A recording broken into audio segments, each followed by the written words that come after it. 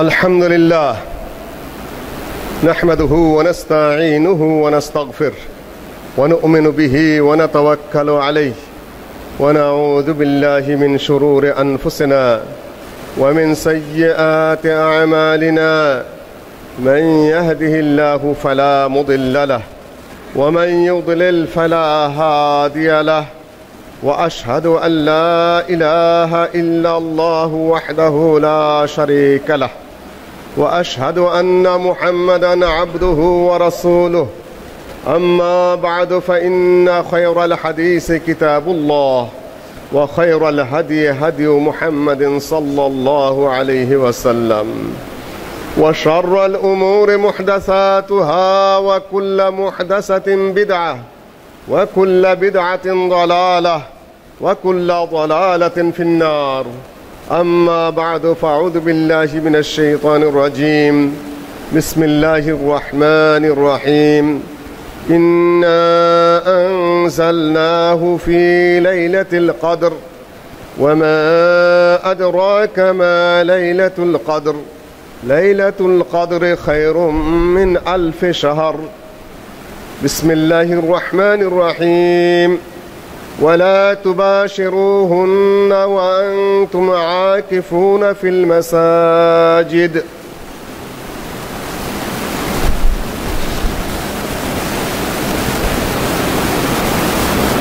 রমাদানের শেষ দশকে রাজধানীর প্রাণকেন্দ্রে আল আমিন জামে মসজিদে উপস্থিত সম্মানিত নারী ও পুরুষ মুসল্লিয়ানগণ, আলহামদুলিল্লাহ আমরা রমাদানের শেষ দশকে শেষ প্রান্তে অর্থাৎ যে 10 দিনে ইবাদতকে আরো বাড়িয়ে দিতে হয় সেই 10 দিনে অবস্থান করছি। নবী সাল্লাল্লাহু আলাইহি সাল্লাম ইতিকাফ করতেন। ইতিকাফের অর্থ হলো উকুফ থেকে, উকুফ মানে হলো অবস্থান করা, নিজেকে আটকে রাখা, সংযতভাবে একটি কর্তব্য পালন করা, এই হলো উকুফের অর্থ।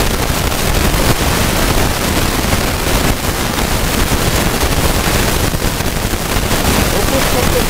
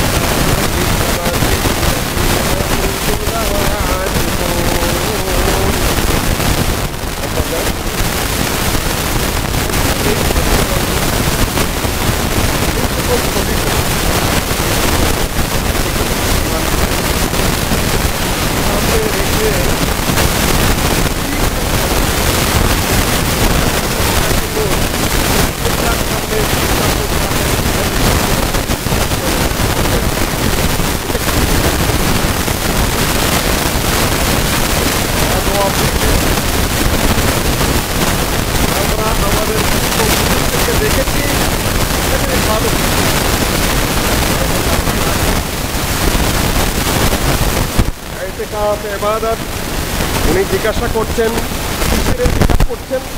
ওরা বলছে যে পূর্বপুরুষদেরকে দেখছি ইবাদত করতে। এটা প্রথম মাথায় রাখতে হবে। ইব্রাহিম আলাইহিস সালাম জবাব দিচ্ছেন, আপনার পূর্বপুরুষরা যদি পথভ্রষ্টতার মধ্যে থেকে থাকে, গোমরাহির মধ্যে থেকে থাকে, ভুল পথে থেকে থাকে, তাহলে কি সেটাই করতে হবে? বিভিন্ন কোরআনের বিভিন্ন আয়াতে বিভিন্ন ভাবের বাতকাবাত এসেছে বাপ বেটায় এবং কওমের সাথে।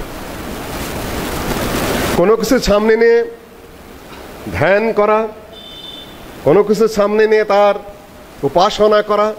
উপাসনা হলো আসনের সমীপে আমি এখানে বসে আছি, তার সামনে একজন আছেন কিংবা তার প্রতিমূর্তি আছে, সামনে কিছুকে নিয়ে আমি ধ্যান করছি, তার কাছে চাচ্ছি, কিছু সাধনা করছি, এটার নামে ইতিকাফ।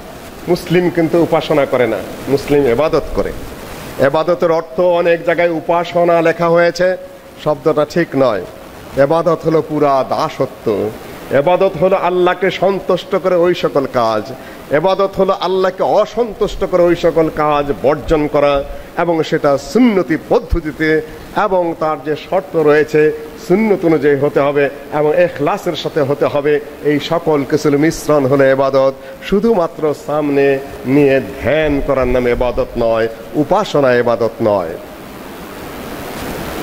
সম্মানিত শ্রোতৃমণ্ডলী, দেশ ও বিদেশের যারা আমাদের এই বক্তব্য দেখছেন এবং শুনছেন, তাদের দৃষ্টি আকর্ষণ করে বলছি যে ইতিকাফ, ধ্যান করা, সাধনা করা, এর লিমিট রয়েছে, এর পদ্ধতি রয়েছে। এটা আল্লাহর পক্ষ থেকে দেওয়া, আল্লাহর রাসূলের পক্ষ থেকে দেওয়া। আমরা নিজেরা ইবাদত হিসাবে এটাকে আবিষ্কার করতে পারি না, নতুন সূত্র দিতে পারি না, নতুন বুদ্ধি বের করতে পারি না, নতুন কোনো মেথড দিতে পারি না। বিভিন্ন মেথড দেখা যাচ্ছে, পত্রপত্রিকায় বিবৃতি দিচ্ছেন, আলহামদুলিল্লাহ আমাদের এত নম্বর ব্যাচ চলছে মেথডের, নাম ধরে বলাই ভালো, কেননা আমরা বহু দৃষ্টি আকর্ষণের পরেও তারা থামছেন না। তার মধ্যে বিখ্যাত হলো কোয়ান্টাম মেথড। হারাম, বিদআত। আল্লাহ নবীর দেওয়া পদ্ধতির পরে আপনি আবার কোন পদ্ধতি আবিষ্কার করছেন মুসলমানদের জন্য? যোগ সাধনা পতঞ্জলির সেটা ছিল, এখনো ভারতীয় যোগীরা সন্ন্যাসীরা করে।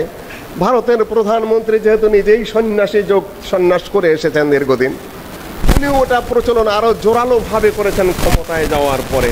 ওই যোগ সাধনা, ওই কোয়ান্টাম মেথড, সুফিবাদেরও আবার কিছু ধ্যানের পদ্ধতি তারা বানিয়েছেন। আল্লাহ ধ্যানই যথেষ্ট না, আগে ফানাফি শেখ হতে হবে, পীরের ধ্যান আগে করতে হবে, হুজুরকে ধ্যান আগে করতে হবে। বড় হুজুরের ধ্যানের মাধ্যমে তিনি আমাদেরকে পৌঁছে দেবেন আল্লাহ পর্যন্ত। আমার কলব হুজুরের কলবের দিকে মোতাওয়াজ্জো আছে, হুজুরের কলব বাবা হুজুরের কলবের দিকে মোতাওয়াজ্জো আছে, বাবা হুজুরের কলব দাদা হুজুরের দিকে মোতাওয়াজ্জো আছে। সেইখান থেকে আব্দুল কাদের জিলানীর দিকে মোতাওয়াজ্জো হয়ে, আলী রাদিয়াল্লাহু তাআলা আনহুর দিকে মোতাওয়াজ্জো হয়ে, রাসূলুল্লাহ হয়ে আল্লাহ পর্যন্ত কলবের তাওয়াজ্জো বের করেছেন ওনারা। এইভাবে মারিফত হাসিল হয় তাদের। মেথডগুলোর মধ্যে আরো কিছু যা শুনেছি, আমি এখন মনে করি এই অবস্থায় আছে, আমি মনে করছি এই চিন্তায় আছি, এই সেই করে নাকি তাদের মনের ফ্রেশনেস আছে, অনেক নাকি উপকার পায় তারা। লা ইলাহা ইল্লাল্লাহ, আপনি মুসলিম, আপনি ঈমান এনেছেন, আপনি কোরআনে বিশ্বাস করেন, আপনি হাদিসে বিশ্বাস করেন, তারপরেও আপনার আত্মশুদ্ধির জন্য আবার ইসলামের বাইরে মেথড তালাশ করতে হবে, মানুষের বানানো পদ্ধতিতে যেতে হবে। এ তো সেই মুচির মতো, এ তো সেই নমশূদ্রের মতো যে খ্যাত কামলা দেয়। এর আগে বোধহয় একদিন বলেছি, গ্রাম এলাকায় পাট জাগ দেয় বর্ষাকালে, নদীতে, বিলে এবং পানি না থাকলে পাগারে, পচা পুকুরে জাগ দেয়। খুব দুর্গন্ধ হয় এই পাটের পাগারে, যদি পাট ধয় কোনো কামলা জামলায় খুব দুর্গন্ধ হয়, কাপড় চোপড় শুধু গন্ধ করে, ভালো করে ধুয়ে তেল টেল মাখলে তারপরে গন্ধ যায় না। সিরাজগঞ্জের যোগ্য নামই তার যোগ্য, এই যোগ্য নমশূদ্র কামলা দিয়েছে, সারাদিন গন্ধ, রাত্রে এসে শুধু গন্ধ করে, গন্ধ আর যায় না। পরের দিন গল্প করতেছে যে শরীরটা ভালো করে ধুনু, তারপরেও গন্ধ যায় না, যায় না, কি করে ওদের ভাষা আর কি। পরে তেল মাখনু, তাতেও কিছু হয় না। বহু বাড়ির পাশ থেকে একটা বাসনার সাবান আনিয়ে দিল, শরীরের মধ্যে সে সাবান মাখলাম, তারপরেও গন্ধ যায় না। এখন কি করি? তখন বললাম বহুরে এখন কি করি, পাট ধোয়ার গন্ধ যে যাচ্ছে না।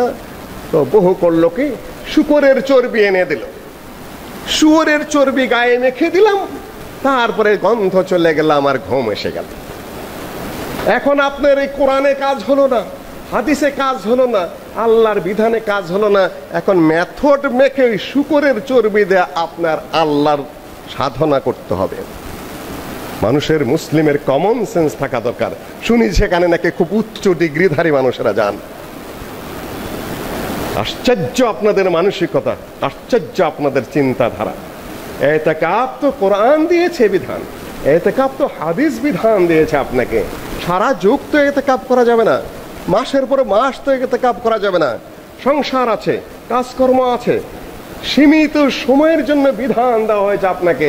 আপনাকে তো বৈরাগী সাজতে বলা হয় নাই। খ্রিস্টানরা বৈরাগ্যবাদ বানিয়েছে, আল্লাহ তার প্রতিবাদ করেছেন কোরআনে কারিমে। ঈসা আলাইহিসসালাতু ওয়াসসালাম অবিবাহিত ছিলেন, এখন খ্রিস্টান পাদ্রীরা নিজেদেরকে অবিবাহিত থাকাটাই সুন্নত বানিয়ে নিয়েছে, মহা বুজুর্গের কাজ বানিয়ে নিয়েছে। সংসার করবে না, বিয়ে করবে না, তারা আস্তে আস্তে পদোন্নতি লাভ করে ফাদার হয়ে যাবেন। যত বহু গির্জায় দেখা গেল পুরুষ মানুষ তো তাদের দৈহিক প্রয়োজন আছে, প্রয়োজনে আগের যুগতে এই সকল এই বিভিন্ন ধরনের জন্ম নিয়ন্ত্রণের বিষয় ছিল না। গির্জার পিছনে খুদে দেখা গেল যে বহুত বাচ্চা শিশুদের লাশ আর লাশ, সেখানে হাড্ডি, অর্থাৎ জেনা, ব্যভিচার।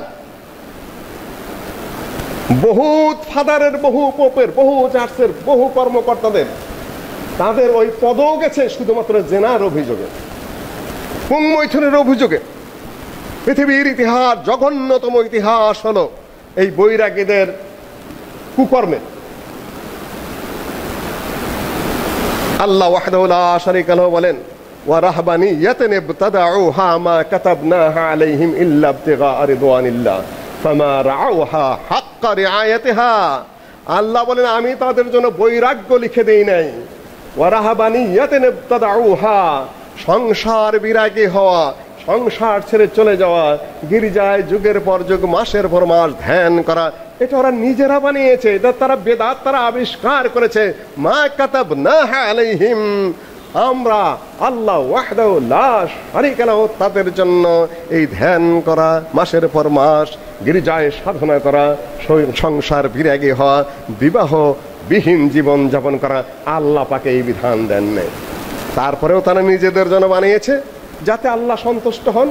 ফামা রাআউহা হাক্কা রিআয়াতিহা, যতটুকু নিজেদের জন্য নিজেরা বানিয়েছিল সেটাকেও তারা সঠিকভাবে পালন করেনি, সেটাকে আরো বিকৃত করতে করতে জঘন্যতম পর্যায়ে নিয়ে গেছে। সুফিবাদের 40 বছর নাকি শিকল টিকল বেঁধে ধ্যান করতে হয়, ফানাফি শায়েখ হতে হয়। ওস্তাদের ধ্যান করতে করতে আল্লাহর ধ্যান সাধনায় পাওয়া যায় জঙ্গলে বসে বসে। যোগী সন্ন্যাসীদের ওই একই অবস্থা।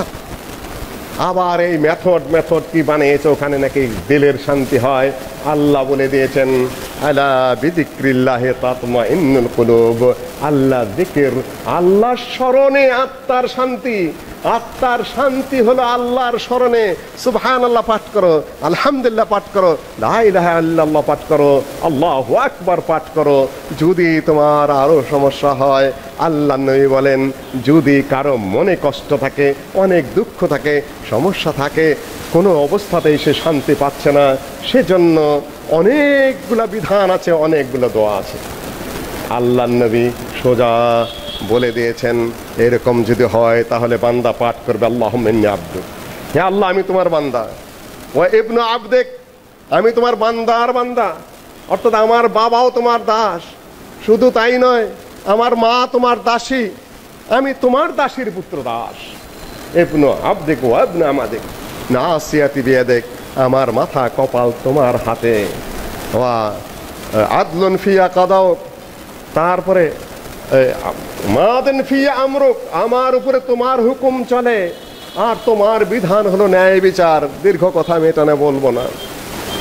ইজালিল কুরআন আল কারীম রাবিয়া কলবি, হে আল্লাহ কুরআনে কারীমকে আমার মনের, আসআলুকা বিকুল্লি ইসমিন হুয়া লাক, হে আল্লাহ আমি তোমাকে ডাকছি ওই সকল নাম ধরে যে সকল নাম তুমি প্রকাশ করেছো, বিকুল্লি ইসমিন হুয়া লাক, যে সকল নাম তোমার আসমায়ে হুসনা, বিকুল্লি ইসমিন হুয়া লাক সাম্মাইতা বিহি নাফসাক, যে সকল নাম দিয়ে তুমি তোমার নিজেকে নাম দিয়েছো, নামাঙ্কিত করেছো।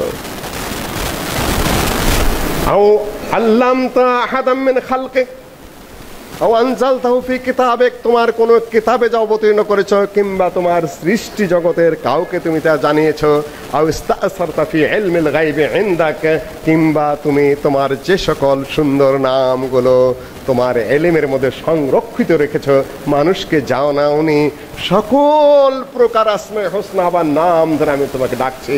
এজালাল কোরআনুল কারীমের রাবিআ কলবি, কোরআনে কারীমকে আমার অন্তরের উর্বরতা বসন্তকাল করে দাও। কোরআন হয়ে যাবে আমার মনের বসন্ত, আমার মনের উর্বরতা, মন থাকবে পরিষ্কার পরিচ্ছন্ন। ওয়া যাহাবা হাম্মি, আমার দুঃখ দুর্দশা দুশ্চিন্তা, ওয়া জালা হাম্মি ওয়া যাহাবা গাম্মি, আমার মনটার মধ্যে যে চিন্তা দুশ্চিন্তার অন্ধকার রয়েছে এটাকে তুমি আলোকিত করে দাও। দুশ্চিন্তা দুঃখ দুর্দশা যা আছে তুমি দূর করে দাও। আল্লাহ নবী বলেন, এটা যে কেউ পাঠ করে আল্লাহ পাক তার দুঃখ দুর্দশাকে, অসন্তুষ্টিকে এবং তার মনের যত কষ্ট আছে সব কিছুকে আল্লাহ পাক দূর করে দিয়ে মনে শান্তি দিয়ে দিবে। দোয়া পড়বে না, যাবে মেথডে। মেথডটা দোয়া জানে, কিরকম দোয়া জানে, সেই মেথড থেকে কোরআনের অনুবাদ বের করেছে। একটা বড় আর একটা ছোট ভলিউম, এত মোটা কাগজে এত সুন্দর। কে অনুবাদ করেছেন নাম তার আমি বলছি না, শেষে আছে মহাজাতক। মহাজাতকেরা গণক ঠাকুর, মহাজাতকেরা নক্ষত্র গণে, মহাজাতকেরা আংটি বেচে। সেই মেথডের মহাজাতকরা এখন কোরআন অনুবাদ করছে। শয়তানি কোন পর্যন্ত চলে গেছে, ফ্রি ডিস্ট্রিবিউশন করছে বড় বড় ভলিউমের সেই কোরআনের অনুবাদ। প্রথম আয়াতেই ভুল করেছে তর্জমায়। আলহামদুলিল্লাহি রাব্বিল আলামিন, সমস্ত প্রশংসা আল্লাহর জন্য যিনি সকল সৃষ্টি জগতের রব। আর রহমানির রহিম, যিনি অপার অসীম দয়াময় অতীব করুণাময়। মালিক ইয়াউমিদ্দিন, যিনি বিচার দিনের বা প্রতিদান দিনের মালিক। এইভাবে থার্ড পারসনে শুরু হয়েছে। ইয়্যাকা না'বুদু ওয়া ইয়্যাকা নাস্তাইন, এখানে সেকেন্ড পারসন, একমাত্র তোমারই ইবাদত করি এবং তোমার কাছে সাহায্য চাই। অনুবাদ শুরুই করেছে, হে আল্লাহ আলহামদুলিল্লাহ রাব্বিল আলামিন, তুমি রব। তুমি কোথায় পেলে? এখানে আন্তা শব্দ এখানে নেই, তুমি দিয়ে শুরু হয় নাই, সে দিয়ে শুরু হয়েছে, নাম পুরুষ দিয়ে শুরু হয়েছে। ইয়্যাকা না'বুদুতে যে তারপরে সেকেন্ড পারসনে গেছে। এর কারণ কে না মুফাসসিরিন বহু ব্যাখ্যা করেছেন। বান্দা থার্ড পারসন দিয়ে শুরু করলো, তিনি করতে করতে যখন আল্লাহর একান্ত নৈকট্যে চলে গেল, সূরা ফাতিহা পড়তে পড়তে, তখন তাকে সম্বোধন করছে তোমার ইবাদত করি। আরবি কবিতাতে দলিল দিচ্ছে, তাতাওয়ালা লাইলুকা বিল আসমাদি ওয়া নামাল খালিয়্যু ওয়া লাম তুরা তারকুদি ওয়া যালিকা ওয়া বাতাত লাহু লাইলাতুন কালাইলাতি দিল আইরিল আরমাদি ওয়া যালিকা আন নাবাইন জাআনি খুববিরতু আন আবিল আসওয়াদি। এটা যে ইলতিফাতের কায়দা, থার্ড পারসন থেকে সেকেন্ড পারসন, সেকেন্ড পারসন থেকে ফার্স্ট পারসন, এবং এরপরে যে কিভাবে কোরআনের ধারাবাহিকতা, নাম পুরুষ থেকে উত্তম পুরুষ, মধ্যম পুরুষ, আর কি অলংকার শাস্ত্রে, আর কি বিধিবিধান, সূরা ফাতিহার তাফসীর করতে গিয়ে জামাখশরী বলেন, কুরতুবী বলেন, কত কিছু নিয়ে এসেছে তাফসীর করতে গিয়ে। থার্ড পারসনে শুরু করে সেকেন্ড পারসনে কেন গেল এখানে, নাম পুরুষ থেকে মধ্যম পুরুষে কেন গেল? বিরাট তাফসীর, কোনো পড়া নাই, কোনো লেখাপড়া নেই, কোনো শিক্ষা নেই, জ্ঞান নেই, ফট করে শুরু করে দিলেন আপনি যে তোমার জন্য প্রশংসা। অদ্ভুত। মানুষ আমার এগুলা পড়ে, এগুলা নেয়। কে অনুমতি দিল তোমাদেরকে এই কোরআনে কারিম অনুবাদ করার? তুমি কে? তোমাকে লাইসেন্স কে দিল? তুমি কি পড়াশোনা করেছ? অদ্ভুত এবং উদ্ভট সব কর্মকাণ্ড। যদি এটা ইসলামিক রাষ্ট্র হতো, প্রকাশ্য ধরে নিয়ে পিটিয়ে পিটিয়ে তাকে ওখানে হত্যা করা খরচ হয়ে যেত।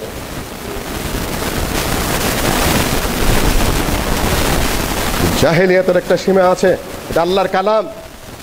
তুমি কোথাকার মহাজাতক, কোথাকার মেথডওয়ালা? তুমি কোরআনে কারিমের অনুবাদে হাত দিচ্ছ মানে? সম্মানিত উপস্থিতি, কোরআন কারিম অনুবাদ কে করতে পারে? সহজভাবে পৃথিবীর বুকে সবচেয়ে কঠিন ইলমি কাজ হলো কোরআনে কারিমের ভাব অনুবাদ। কোন এক সরকারের যুগে, ইসলামিক প্রথম যুগে, যদিও প্রশাসনিক অনেক দ্বন্দ্ব ছিল, কিন্তু শরীয়ত বিকৃত করতে দেয়নি তারা। একজন লিখেছিল এরকম, শাসক হুকুম দিয়ে দিলেন এই যে ভলিউমটা শক্ত, এইটা দিয়ে পিটিয়েই হত্যা করে, বই দিয়ে পিটিয়েই তাকে হত্যা করা হতো। ভুল বই লিখলেন। এটাও ঈদের মাঠে জবাই করা হয়েছে ইমাম আবু ইউসুফ তখন চিফ জাস্টিস হানাফি মাযহাবের। সে নিয়ে আজকে আমি কথা বলছি না। এত বড় দুঃসাহস, তোমরা যার যা খুশি লিখে যাবে, যার যা খুশি বলে যাবে, কোরআন নিয়ে খেল তামাশা করবে, নানান মেথড বের করবে ইসলামের নামে। সময় তো বুঝে কেউ কারো কারো কথা শুনছি যে গত বুধবারে এতেকাফে বসেছেন। কোথায় ফতোয়া পেলেন আপনি? আপনাকে এটা আবার ওই রকম কঠিন না, কোরআন বিকৃত করার মতো কঠিন না, এটা ভুল করেছেন তারা। নবী সাল্লাল্লাহু আলাইহি সাল্লাম এতেকাফে বসেছেন 20 তারিখ শেষ হয়ে যাওয়ার পরে। আরবিতে মাস, আরবিতে রাত আগে আসে, দিন আসে পরে। 20 তারিখ শুরু হয়েছে, সন্ধ্যা 21 তারিখ পড়বে, ফজরের পরে তিনি এতেকাফে কখনো কখনো বসেছেন, এটা ঠিক আছে। আর কাউন্ট হবে 21 তারিখ সন্ধ্যা থেকে, আপনি যখনই বসেন না কেন।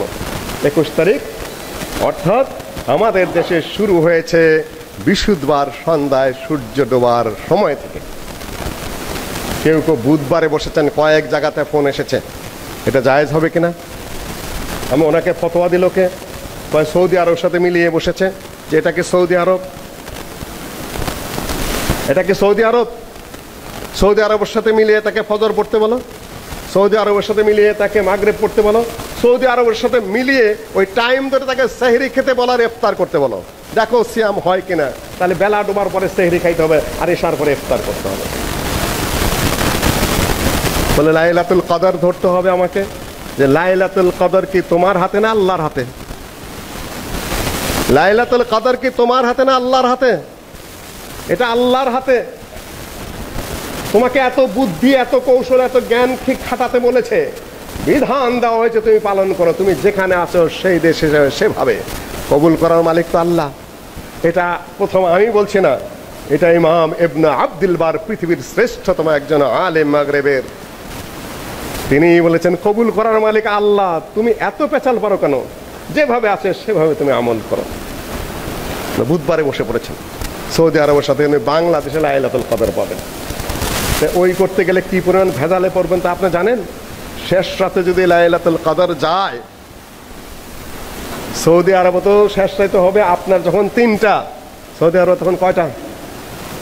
আর সৌদি আরবে যখন 3টা, আপনার এখানে কয়টা? এক টাইম মিলবে? রাতের একটা অংশ না হলে মিলালেন, শেষ রাতে মিলাবেন কি দিয়ে আপনি? কাজে এই সকল বাহুল্য কাজ না করা ভালো। যেভাবে বিধান যেখানে আছেন সেভাবে করেন, আল্লাহ যেখানে যে মানুষ আসে সেভাবে আল্লাহ পাক কবুল করবেন। নবী সাল্লাল্লাহু আলাইহি সাল্লাম বৃহস্পতিবার সকাল, বৃহস্পতিবার না 20 তারিখ সকালে বসলেন। 20 তারিখ বলতে রাত আগে, 20 তারিখ রাত শুরু হয়েছে, দিন পরে আসে আরবি মাসের, ওই দিন সন্ধ্যা থেকে সেটা কাউন্ট হবে। প্রথম শুরু করলেন প্রথম 10 দিন, তারপরে দ্বিতীয় 10 দিন, দ্বিতীয় 10 দিনের মাঝখানের 10 দিন উঠে গেছেন, চলে গেছেন। তখন আবার তিনি ডাক দিয়ে বলেন, হো আমাকে দেখানো হয়েছে এই লাইলাতুল কদর, এটা প্রথম 10-এও না, প্রথম 20-এও না, এটা শেষ দশকে হবে। আমাকে দেখানো হয়েছে আমি যেন সালাত আদায় করছি, আমার সাজদা করার সময় যেন আমার কপালের মধ্যে এই মাটি এবং পানি লেগে গেল। প্রথম 10-এও না, প্রথম 20-এও না, তাড়াতাড়ি তোমরা ফিরে এসো, আবার ইতিকাফে বসো আমার সাথে। বিবরণ সহিহুল বুখারীতে। সাহাবী বলেন আমরা আবার আল্লাহর নবীর সাথে বসে গেলাম। আল্লাহ নবী বলেন যারা আমার সাথে ইতিকাফ করেছো, অর্থাৎ আল্লাহ নবীর সাথে সাহাবীগণ ইতিকাফ করতেন, তারা সবাই ফিরে আসলেন। আবু সাঈদ খুদরি রাদিয়াল্লাহু তাআলা আনহু বর্ণনা করেছেন এটা, যে আমরা আবার সন্ধ্যার সময় বসে পড়লাম ইতিকাফে। ঠিক পরের দিন রাত, ওই দিন রাত্রে দেখলাম যে কোনো মেঘ নেই আকাশে, হঠাৎ করে মেঘ এসে গেল, বৃষ্টি হয়ে গেল। নবী সাল্লাল্লাহু আলাইহি সাল্লাম ফজরের সালাত আদায় করলেন। তখন খেজুরের ডাটি দিয়ে, পাতা দিয়ে মসজিদ ছাউনি দেওয়া ছিল, বৃষ্টিতে মসজিদ একাকার হয়ে কর্দমাক্ত হয়ে গেল। আল্লাহ নবী সাজদা করলেন কাদা এবং পানির মধ্যে। আমরা চেয়ে দেখলাম আল্লাহ নবীর কপাল মোবারকের মধ্যে মাটি এবং কাদা লেগে রয়েছে। অর্থাৎ 21 তারিখেই গেছি। আকুলু কাউলি আস্তাগফিরুল্লাহ ওয়া লাকুম।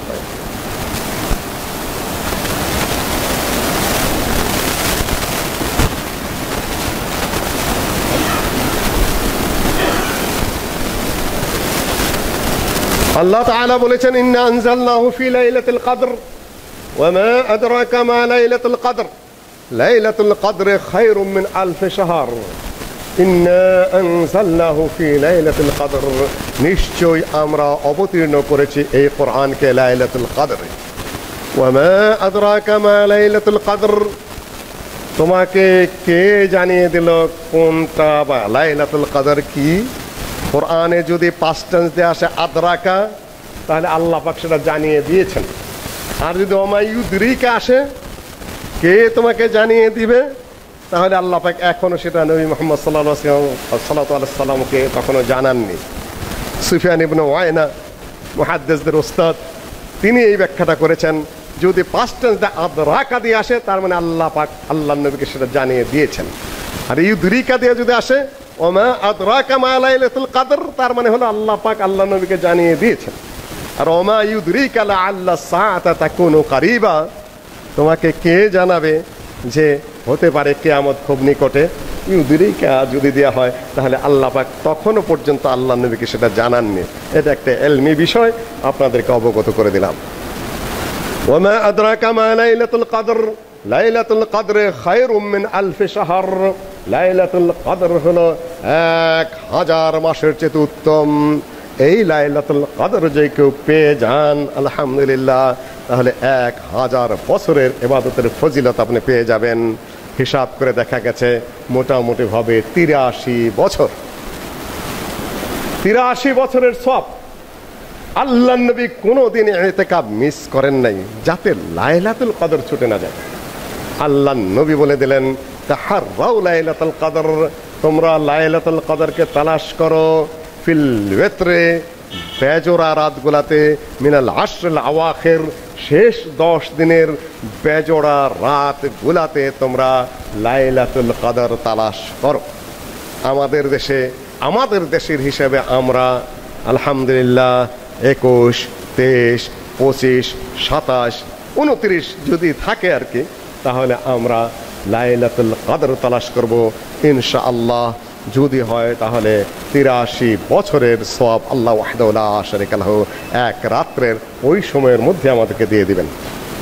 আল্লাহর নবীর স্ত্রীগণ ইতিকাফ করতেন প্রতিযোগিতামূলক ভাবে। সহিহ বুখারীর হাদিস, আল্লাহর নবী ইতিকাফ করেছেন এবং সাহাবীগণ এবং আল্লাহর নবীর স্ত্রীগণ ইতিকাফ করেছেন। এমনকি ইতিকাফের প্রতিযোগিতা, আল্লাহর নবী ইতিকাফ করার জন্য মসজিদে তাবু বানালেন, ছোট্ট করে কুব্বা বুরকানিয়া, ছোট্ট তাবু। মসজিদে ইতিকাফ করতে হবে। ওয়া আনতুম আকিফুনা ফিল মাসাজিদ, কোরআনের কথা, ওয়ালা তুবাশিরুহুন্না, স্ত্রীদের সাথে তোমরা মিলবে না মানে দৈহিক সম্পর্ক স্থাপন করবে না তোমরা যতক্ষণ মসজিদে ইতিকাফ করা অবস্থায় থাকো। ইমাম বুখারী বলেছেন ইতিকাফ যে কোনো মসজিদেই হবে, জামে মসজিদ হোক বা ওয়াক্তিয়া মসজিদ হোক। ইমাম বুখারী নাকি ফাকিহ না, তিনি আলোচনা করতে গিয়ে প্রথমেই এনেছেন আল ইতিকাফু ফি কুল্লি মাসাজিদ, যত ধরনের মসজিদ আছে সকল মসজিদে ইতিকাফ চলবে, মসজিদ ছাড়া ইতিকাফ হবে না। নারী হোক বা পুরুষ হোক, মসজিদ ছাড়া ইতিকাফ হবে না। মসজিদে ইতিকাফ করতে হবে। জামে মসজিদ হলে সেটা সবচেয়ে উত্তম, তাকে আর আরেকটা জামে মসজিদে যেতে হবে না জুমার সালাত আদায়ের জন্য। আর ওয়াক্তিয়া মসজিদ হলে সেখানেও হয়ে যাবে, ঘরে কোনো ইতিকাফ হবে না। কোন ফতোয়ায় দেখছি পত্রপত্রিকায় বিভিন্ন জায়গায়, যারা মসজিদে যেতে না পারছেন তারা ঘরে ইতিকাফ করবেন। আপনাকে এই শরীয়ত দিল কে? আপনি শরীয়ত বানানো শুরু করেছেন? আল্লাহর নবী কখনো ঘরে ইতিকাফ করেছেন? আল্লাহর নবীর স্ত্রীরা কখনো ঘরে ইতিকাফ করেছেন? ঘরে সালাত আদায় করা মহিলাদের জন্য উত্তম, কিন্তু ঘরে মহিলারা ইতিকাফ করবে এমন কোন বিধিবিধান পৃথিবীর কেউ কোনো হাদিসে জানে না এ পর্যন্ত। আপনি বানিয়েই বিধান দিয়ে দিচ্ছেন। শান্ত হন। ফিকহের কিতাব, হানাফি মাযহাবের ফিকহের কিতাবগুলোর গতিবিধি ভালো করে বোঝেননি। আমি সেদিকে আজকে আলোচনা করছি না। এইভাবে হঠাৎ করে একটা কথা বলে দেওয়া ঠিক না। আবার বলছেন যে এই যদি কোনো কারণে প্রয়োজনে বাইরে যায় তাহলে সালামও দিবে না, সালামের জবাবও দিবে না, পার্থিব কোনো কাজ করবে না। অক্তিয়া মসজিদে ইতিকাফ করছে, জামে মসজিদে যাচ্ছেন, দুনিয়ার হাট বাজার আপনি করতে পারবেন না, হলে খাবেন কি? কিন্তু কাউকে সালাম দিবেন না পথে, আর সালাম দিলে জবাব দিবে না। একটা বিরাট পত্রিকা এসেছে, এক মুফতি সাহেব রেগুলার লেখেন, তিনি সালাম দিবেন না, সালামের জবাব দিবেন। সালাম তো এমনিতেই বন্ধ করে রেখেছেন আপনারা। কোরআন পড়তে হলে পড়া শুরু করলে সালাম দেওয়া যাবে না, খুতবার সময় সালাম দেওয়া যাবে না, খাওয়ার সময় সালাম দেওয়া যাবে না, পেশাব পায়খানার সময় সালাম দেওয়া যাবে না, দর্শের সময় সালাম দেওয়া যাবে না। 10 জায়গায় এমনিতেই নিষেধ করে রেখেছেন। সালামের প্রচলনই বাদ দেন, এখন খালি গুড মর্নিং আর নমস্কার চালিয়ে দেন। ওখানে করবে কি? মুফতি সাহেবেরা বড়ই ঝামেলা করেছেন। আসলে তো আপনারা মুফতি নন। নোট যা ভারতে 2-4 জন মৌলবী করেছে, সেই নোট পড়া মুফতি কেতাব তো খুলেন না কখনো। একজন একটা লেখলেই হলো। এখন উনি সালামও দিবেন না, সালামের জবাবও দেবেন না, শরীয়তের বিধান বন্ধ করে দিয়ে তারপরে পথে পথে গুড মর্নিং আর নমস্কার বলবেন। সম্মানিত উপস্থিতি, বাড়াতে বাড়াতে কোন পর্যন্ত নিয়ে গেছেন? ওয়ালা তুবাশিরুহুন্না ওয়া আনতুম আকিফুনা ফিল মাসাজিদ। মসজিদে আসতে পারলেন না, আপনার জন্য ইতিকাফ করার প্রয়োজন নেই। যেরকম মসজিদে জুমায় আসতে পারছেন না, আপনার জন্য জুমা নেই, ঘরে জোহর পড়বেন। ঠিক, ওটা তো আবার জোহর তো, ওটা তো জুমা ফরজ, জোহর নামাজ ফরজ, ইতিকাফ ফরজ না, ইতিকাফ বলে সুন্নাত। সম্মানিত উপস্থিতি, পৃথিবীর ঝড় ঝামেলা, পৃথিবীর কর্মব্যস্ততা, পৃথিবীর অনেক সমস্যা, সকল কিছু থেকে আল্লাহর জন্য এই 10টা দিন নিবেদিত করতে হবে সুন্নতি পন্থায়। মানে ফরজ না যারা করতে চান, আত্মার প্রশস্তির জন্য, প্রশস্তির জন্য, মনের শান্তির জন্য, আল্লাহর সাথে একান্ত সান্নিধ্য লাভের জন্য পৃথিবীর ব্যস্ততা ছেড়ে একান্ত হবে আল্লাহর জিকির আজকার করার জন্য, কোরআন তেলাওয়াত করার জন্য, নফল ইবাদতের জন্য, আর আল্লাহ প্রসঙ্গে অধিক হারে জানার জন্য ইতিকাফ। নবী সাল্লাল্লাহু আলাইহি সাল্লাম ছোট একটা কোব্বা বানালেন, ছোট্ট একটা তাঁবুর মতো বানালেন। আয়েশা রাদিয়াল্লাহু তাআলা আনহা বলেন, আমি বানিয়ে দিলাম। মহিলাদেরকে মসজিদের ধারে কাছে যাইতে দিবেন না। মা আয়েশা বলেন যে আমি বানিয়ে দিয়েছি তাঁবু। এখন হাফসা রাদিয়াল্লাহু তাআলা আনহা, ওমর রাদিয়াল্লাহু তাআলা আনহুর কন্যা, আল্লাহর নবীর স্ত্রী, উনি আয়েশার কাছে অনুমতি চাচ্ছেন, নিজে সাহস পাচ্ছেন না। এই আমিও একটা বানাই, অর্থাৎ আল্লাহর নবী যদি ধমক টমক দেয় তাহলে কিন্তু তুমি সাইরা নিবা, এটা হলো উদ্দেশ্য। মা আয়েশা একটা বানিয়ে নিলেন, আমি ইতিকাফ এখানে করব। দেখা থেকে হাফসা বলছেন তাহলে আমিও একটা বানাই। উনি একটা বানিয়ে নিলেন। সহিহুল বুখারীর বিবরণ, যায়েনব বিনতে জাহাশ আল্লাহর নবীর আরেক স্ত্রী বললেন, তাহলে আমি আর পিছিয়ে থাকবো কেন, আমিও ইতিকাফ করব। আল্লাহর নবী দেখলেন যে 4টা কেন এখানে, আমার একটা আরো 3টা কার। পরে জানতে পারলেন তার স্ত্রীরা একজনের দেখায় সতীনের কাম, তো ওই যা দেখে একজনে যেটা করবে বাকিরা জিত করে তাই করবে। এটা মানুষের স্বভাব, দোষ না। আর ভালো কাজে, নেক কাজে আল্লাহর নবী বললেন, আল বিররা তুরিদনা, আল বিররা তুরাউনা। বিভিন্ন বর্ণনা এসেছে, তোমরা কি নেকির প্রতিযোগিতা করছো না সতীনের ঝগড়ার প্রতিযোগিতা করছো? এটা হলো পরবর্তী ভাব অর্থ আর কি। নেকির জন্য করতেছো তোমরা এগুলা? আমার তো মনে হয় না। আল্লাহ নবী নিজেরটাই ভেঙে ফেললেন। এখন তো তোমরা ইতিকাফ করো, যাও, আমি ইতিকাফ করবো না। তাদেরকে আর কিছু বললেন না, নিজেরটা ভেঙে ফেললেন। এবার আমার আর ইতিকাফ নেই, যাও। এখন ওনারা বুঝতে পেলেন, যার যার কোব্বা, যার যার তাম্বু নিজেরা সব সরিয়ে নিয়ে গেলেন। আল্লাহ নবী আর ওই বছর ইতিকাফ করলেন না, মানে ওই বছর রমজানে না, শাওয়াল মাসের শেষ দশকে ইতিকাফ করে ওটা পুষিয়ে দিলেন। আল্লাহ নবীর মৃত্যুর বছর 20 দিনে ইতিকাফ করেছেন। সম্মানিত মুসলিয়ানগণ, মসজিদে ইতিকাফ করতে হবে, মসজিদের বাইরে নয়। যারা ইতিকাফ করবেন তাদের জন্য কিছু বিষয় রয়েছে। বিষয়গুলোর মধ্যে হলো, আপনি অপ্রয়োজনে বাইরে যাবেন না। প্রয়োজন, আপনার বাজার করে দেওয়ার লোক নাই, আপনি হাট বাজার করে আনতে পারেন। ওই সংসারিক কাজকর্মে যাবেন না, কিন্তু প্রয়োজন যদি হয়, বাড়িতে ডাকাত পড়েছে, বাড়িতে চোর এসে গেছে, বাড়িতে আক্রমণ করেছে, বাড়িতে মহামারী রোগ দেখা দিচ্ছে মারাত্মকভাবে, আপনি বেরিয়ে যা করে আসতে পারেন। গতবার তো আমি এতে কামে বসে বিপদে পড়ে গেলাম, হঠাৎ করে বাড়িতে কান্নাকাটি, হিজড়া ঢুকেছে, 10-20 হাজার ছাড়া যাবে না, মারাত্মক পরিস্থিতি ওগুলা। এদের কোনো কন্ট্রোল করার কেউ নাই। দেশে নাকি বিরাট সমাজ কর্ম, এদের বাবা আছে, মা আছে। হিজড়া নিয়ে আজকে আমি আলোচনা করছি না, একদিন পূর্ণাঙ্গ বক্তব্য দেব। এরা মায়ের সন্তান, এরা বাপের সন্তান, এরা বাবা মার ওয়ারিশ, এরা লা ওয়ারিশ নয়। শরীয়তের বিধিবিধান রয়েছে, বাবা মার অধিকার নেই হিজড়া সন্তানকে বাড়িতে বের করে দেওয়ার। তারা তাদের রক্তের সন্তান, বাড়ি করে দিচ্ছেন কেন? পথে পথে ঘুরে কেন? ওরা ডাকাতি করে বেড়াচ্ছে, তারপরে বেড়াচ্ছে। সরকারের কোনো এ ব্যাপারে কোনো দৃষ্টি নেই, ঘরে ঘরে ডাকাতি করছে, যেখানে খুঁজে ঢুকে পড়ছে, দোকান থেকে ছিনতাই করে নিচ্ছে, যুবকদের চরিত্র নষ্ট করছে, কারো গালো হাত দিচ্ছে, কারো সাথে অ্যাক্টিং করছে। আমার সাথে অ্যাক্টিং করা শুরু করে দিয়েছিল। 1500 টাকা নিয়ে ভাগছে, এতে কাজ ছেড়ে বেরিয়ে চলে গেলাম। আমার সাথে আরেকজন এতে কাজে বসেছিল, সেও বললো, স্যার আপনার সাথে যাই আমি একটু। তা আসতে পারো। ইতিমধ্যে টাকা নিয়ে ভেগেছে 2-3 জন, আটকে দিলাম রাস্তার মধ্যে, পয়সা বের কর, তা না যেতে দেবো না। ভং শুরু করলো, ভং শুরু করবো, এখানে পিঠে আমি হাড্ডি ভেঙে দেবো, হাড্ডি ভেঙে দেবো একদম, পয়সা বের কর। বের করে না, নানান অ্যাক্টিং করে। পরে আমার সাথে যে ছিল, আবার একটু বাহিনীর লোক ছিল আগের, টান দিয়ে জামা খুলে তারপরে তো বললো যে এখন বার করি পয়সা। তারপরে একটা যুবক ছেলে আসলো, এত বড় বড় মোবাইল ওগুলার হাতে, মোবাইলটা সিন টান দেন, ওই যুবকটা বলে মোবাইল নিয়ে চলে যান, আপনার তো 1500 টাকা নিচ্ছে, মোবাইলের দাম আছে 8000 টাকা। পরে পায়ে ধরা শুরু করছে, আচ্ছা আচ্ছা স্যার করবো না, এইগুলিতে আবার আসবি কোনোদিন, যে যা দিবি তাই নিবি, ডাকাতি করিস কে, বদমাইশ কোথাকার। কথা আপনার মেয়ে নাই? আমার মেয়ে তো তোর মতো বদমাইশ না, পারি ডাকাতি করে ঘুরে নাকি, তোর মতো অ্যাক্টিং করে ঘুরে। এই শয়তানির লাইসেন্স দিয়ে দেওয়া হয়েছে হিজড়া গুলাকে। তাদের খাওয়ার দায়িত্ব, পড়ার দায়িত্ব সরকার আপনারা করে দিন, তাড়াতাড়ি ওদের বসবাসের ব্যবস্থা করে দিন, ভাতার ব্যবস্থা করে দিন, বাপ মাকে খোঁজ নিন, তাদের জন্য বাবা মার বাধ্য করুন তাদের সন্তানকে তাদের ঘরে নিয়ে নিতে। আমি এনে পূর্ণাঙ্গ বক্তব্য দেব, মাসালা মাসাইল কি আছে তা নিয়ে। আমাকেই যেতে হলো বেরিয়ে যেতে কাপসেরে গত বছর ওটা কন্ট্রোল করতে। পরে টাকা ফেরত দিল, কি করা, দরিদ্র বেড়েছে, 1500 টাকা থেকে 1000 টাকা রেখে 500 টাকা দিয়ে দিলাম, যা এই গলিতে এরিয়ার মধ্যে আর শয়তানি করবি না। সবাই বলে, চাচা আপনার সাহস কম না? যে সাহস তো করতেই হবে, তোমরা সাহস করো না কেন? অবাধে শয়তানি করে যাবে, বদমাইশি করে যাবে, যুবকদের চরিত্র নষ্ট করে পয়সা ডাকাতি করবে, আর তোমরা তাকায় তাকায় দেখবে। এটা কখনো বৈধ না।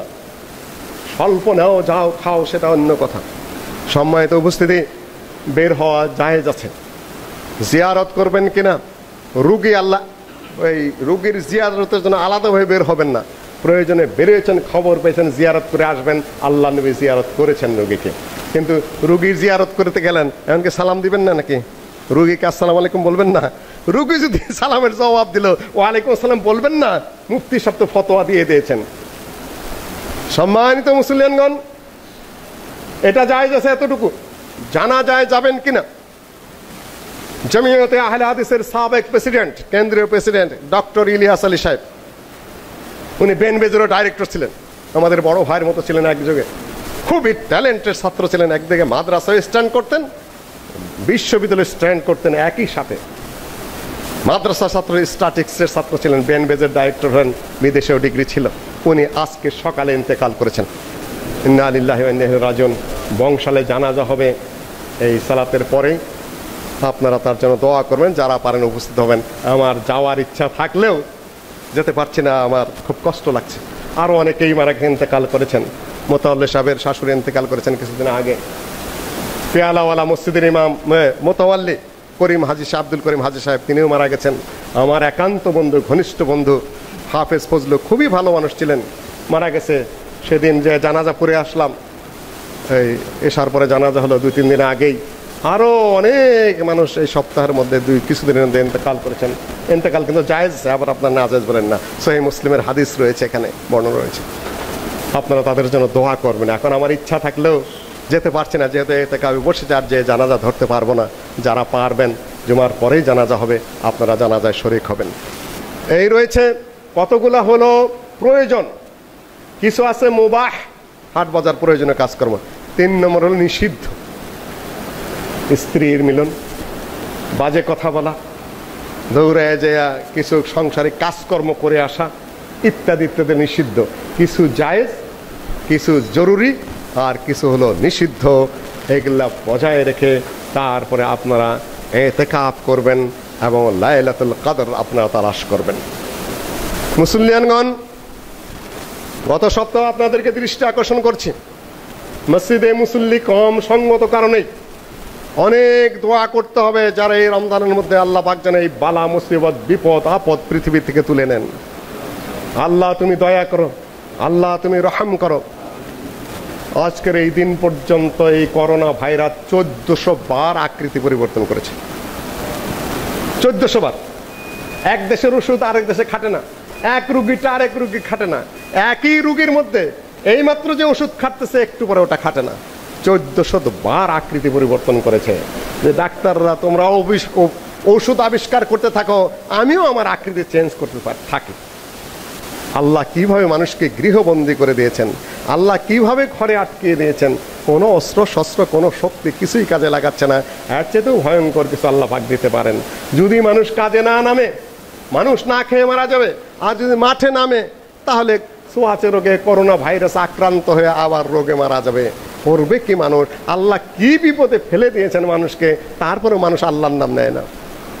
খালি কয় যুদ্ধে জয় করব, খালি কয়টাকে পরাজিত করব। সম্মানিত উপস্থিতি, খুব কঠিন। যত পারেন দোয়া করতে, পরাজিত করার সাধ্য মানুষের নাই। আল্লাহ যদি সেটাকে নিয়ন্ত্রণ না করেন তাহলে আমেরিকার মতো দেশ কত আগেই পরাজিত করে ফেলতো। শুধুমাত্র দূরত্ব বজায় রাখলেই যদি এটার হাতে বাঁচা যেত, এটা ডাক্তারি বিধান আমরা মেনে চলছি আলহামদুলিল্লাহ, কিন্তু এটাই আপনাকে বাঁচিয়ে দিবে, তাহলে গোটা রাশিয়া হলো পৃথিবীর 1/5। সারা দুনিয়ার ভূখণ্ড যতটুকু, এক রাশিয়া হলো তার 5 ভাগের 1 ভাগ। মানুষ মাত্র 14 কোটি। এমনিতেই তো শত শত মাইল দূরত্বে একজন করে নাগরিক থাকতে পারে, মাইলের পর মাইল দূরত্বে থাকতে পারে। কানাডা বিশাল ভূখণ্ড, এই 1-8 মাইল দূরে দূরে একজন করে থাকতে পারে। আমেরিকা কি সোজা দেশ নাকি? প্রায় কমবেশি 60টা স্টেট নেই আমেরিকা। তাদের যতই বলা হোক না কেন, তাদের ডাক্তারি বিদ্যা পৃথিবীর চেয়ে কম না, কুলাইতে পারতেছে না।